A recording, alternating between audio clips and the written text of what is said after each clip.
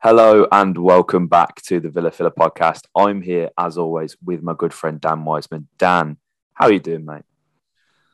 Not bad, mate. Not bad. Morning after the night before, as always, when it comes to a defeat. It's always has to be this way, doesn't it? Otherwise, you just get us ranting for 25 minutes, half an hour. So, yeah, the sunk in a little bit more. Still a bit raw, though, isn't it? I feel like we're about as consistent as Villa are at the moment, Dan, to be honest. I feel like the Yes. podcasts are reflecting Villa's form quite well. Yes.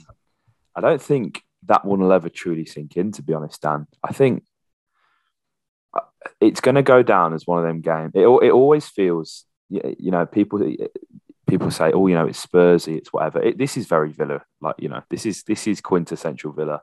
2-0 up, bottle in a 2-0 lead within the last sort of 10, 12 minutes.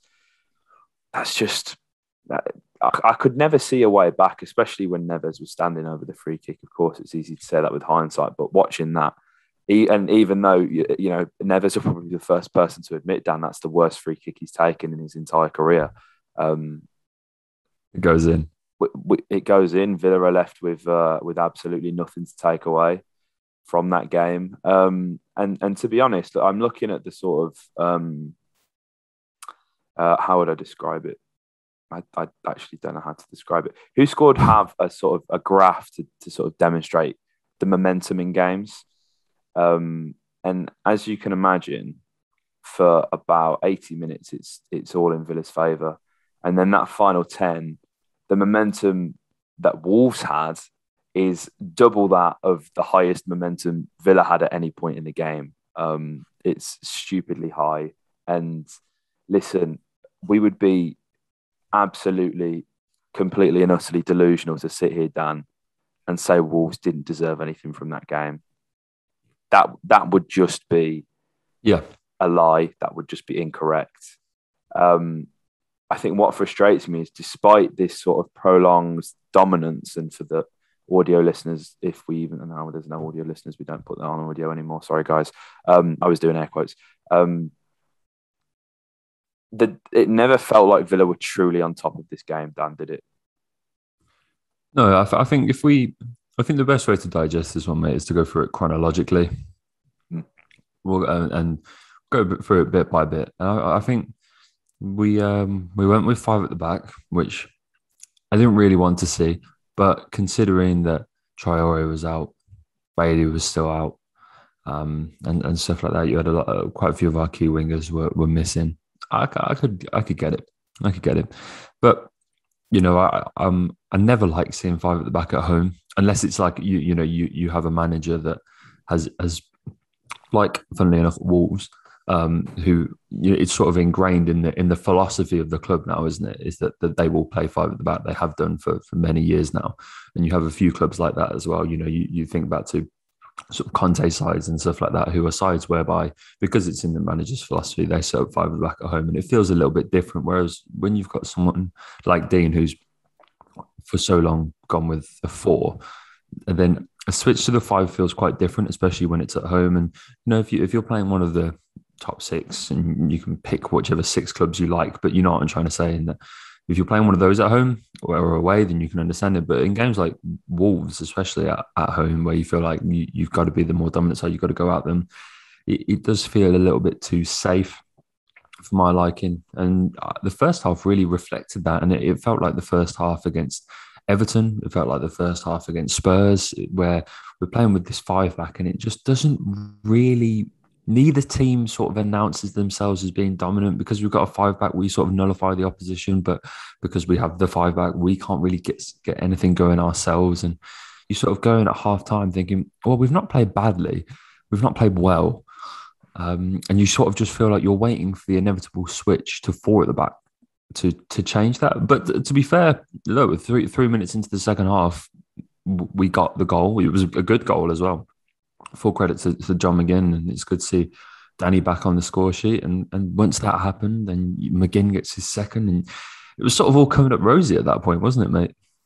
It was, and I think we saw the system deployed against Everton at home, and to really good effect. But the key difference in them two big games is we killed that game within 10 minutes of scoring the first goal against Everton.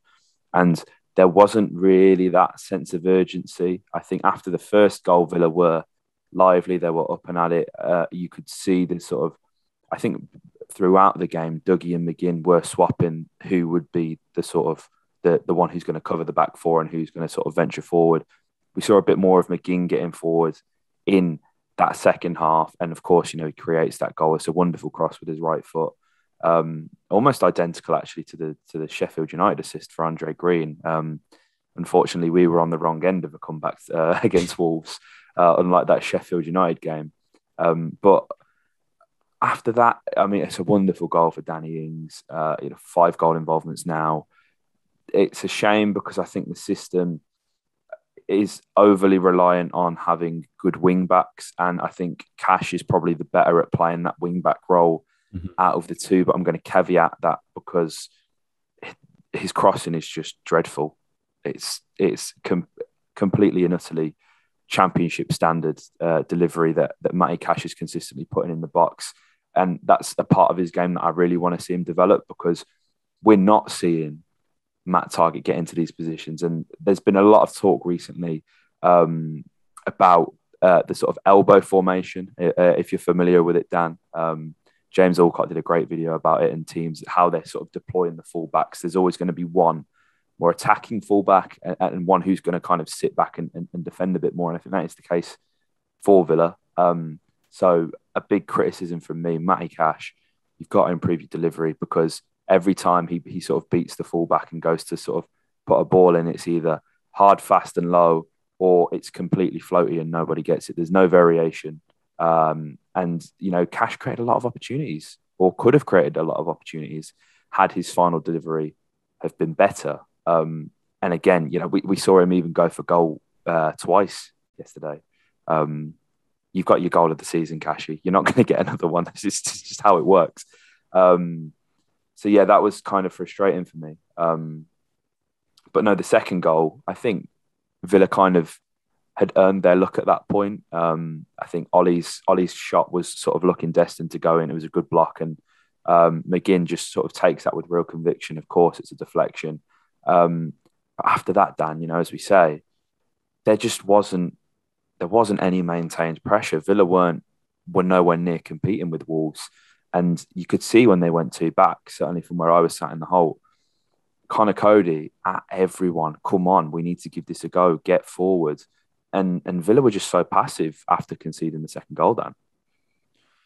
Yeah, I think, I have to, it was, we made the subs, and it's so difficult to break down, isn't it, mate?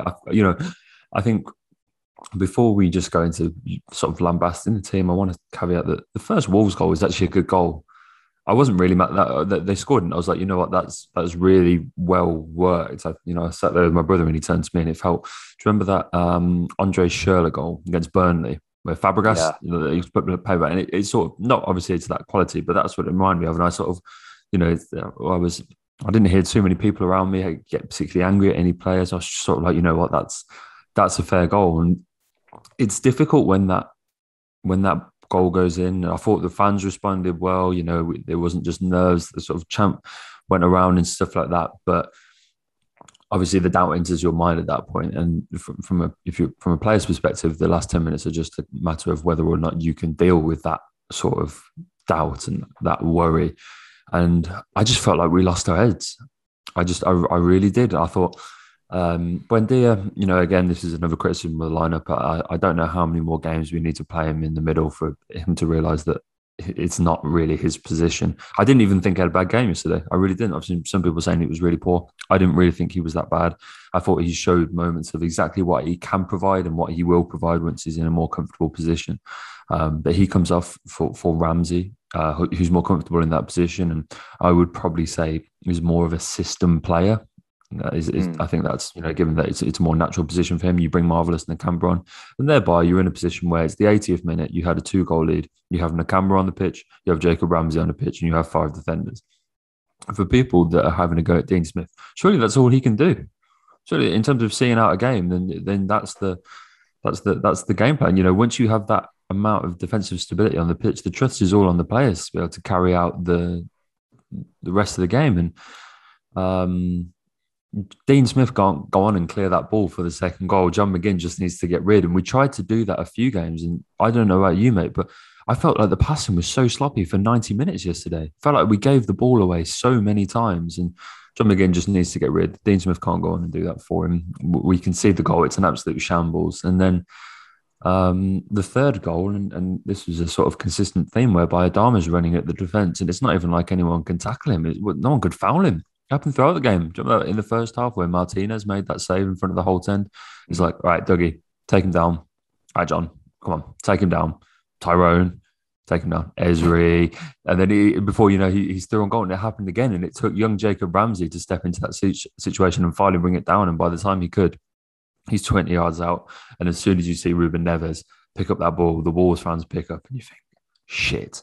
And so it transpired, mate. And so it transpired. But it was for once, you know, I think I don't want to say for once, but you and I, we always voice fair criticism of Dean when it's due. I think in certain regards, he is due criticism for the lineup, Buendia and stuff like that. But for the last 10 minutes, I can't attribute any blame on his part, to be honest with you. I think it all lies with the players. No, I agree, mate. I think any other game, you make them substitutions and it's completely fine. I think, and that, you know, you can say that's a cop out, but Villa fans have got to remember that we've been lapping up Jacob Ramsey for weeks now, and he's been phenomenal. So, you know, that isn't a criticism on my behalf. Buendia had not even been in the country for 24 hours.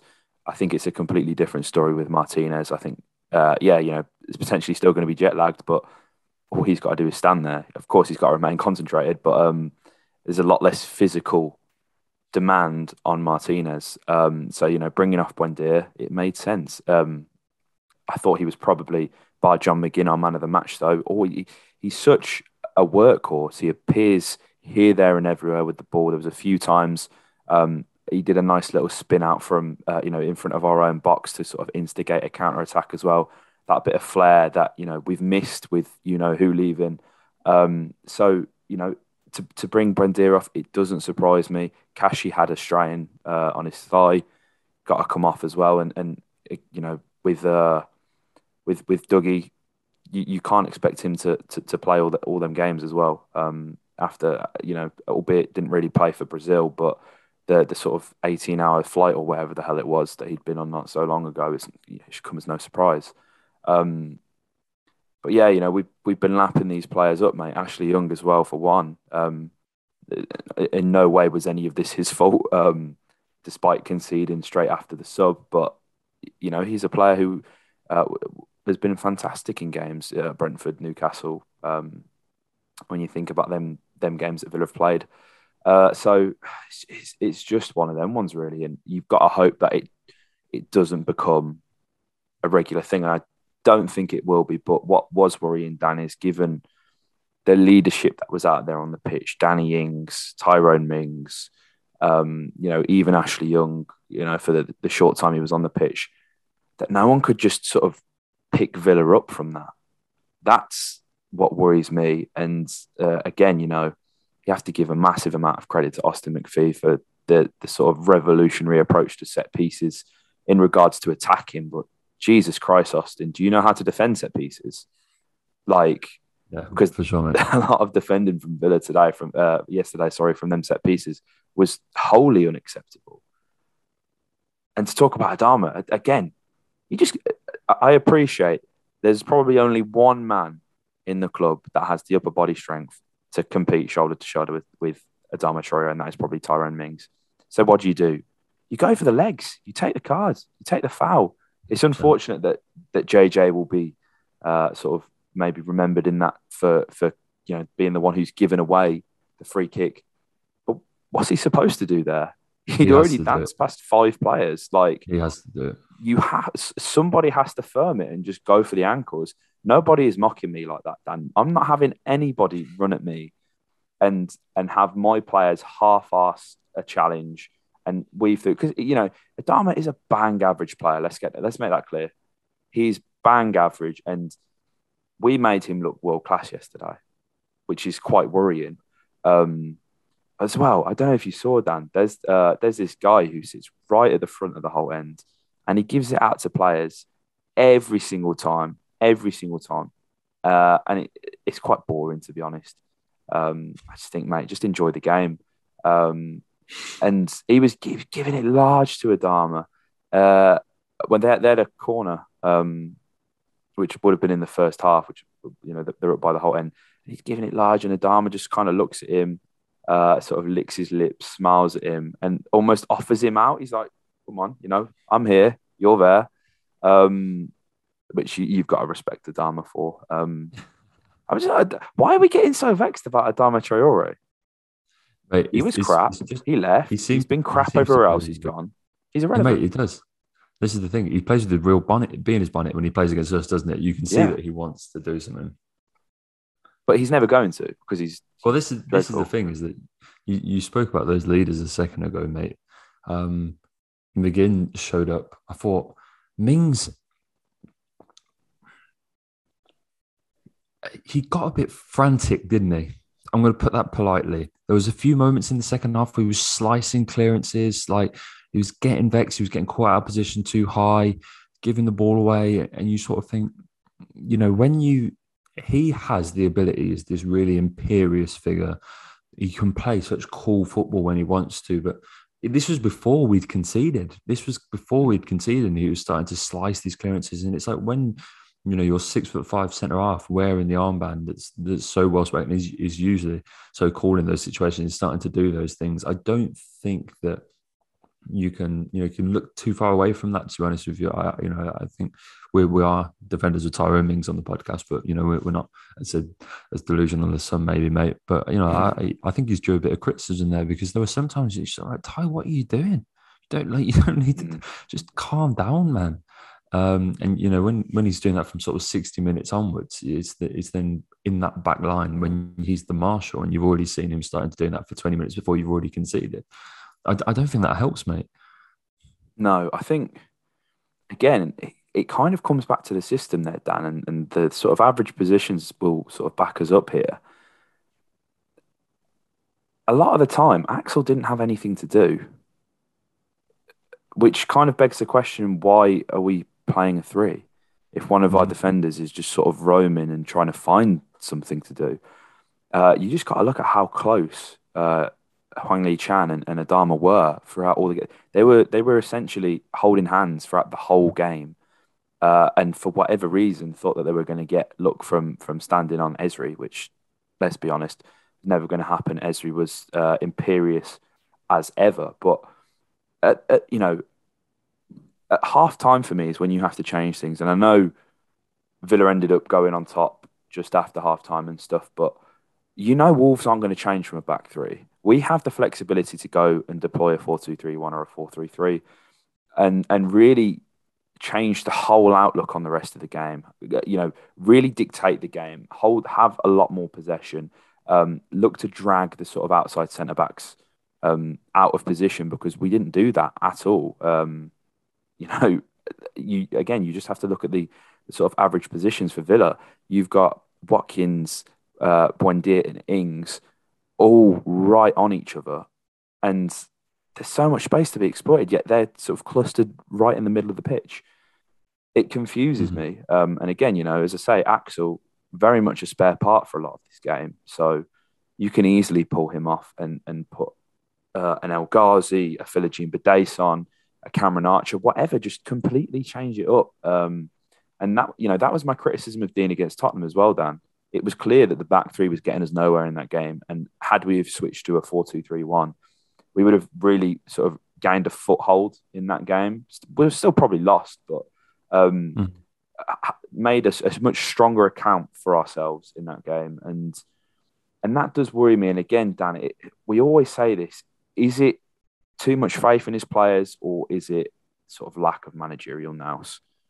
I hope it's the former rather than the latter. I hope, but even then, you've really got to worry what he's thinking his players can do. Because again, you just knew as soon as Villa conceded the 1, we weren't going to see that game out.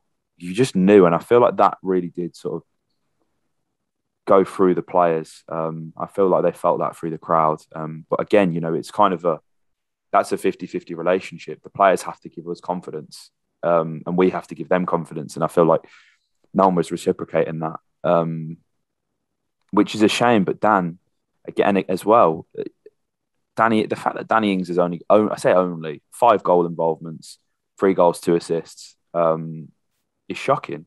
And with Watkins as well, he's not been at it, and they're not going to score double digits, the both of them. They're not going to get 20 goals each playing 2 up front. That's just not going to happen. We said it in the last podcast, Dan. It has to be 4-2-3-1. What's El Ghazi done?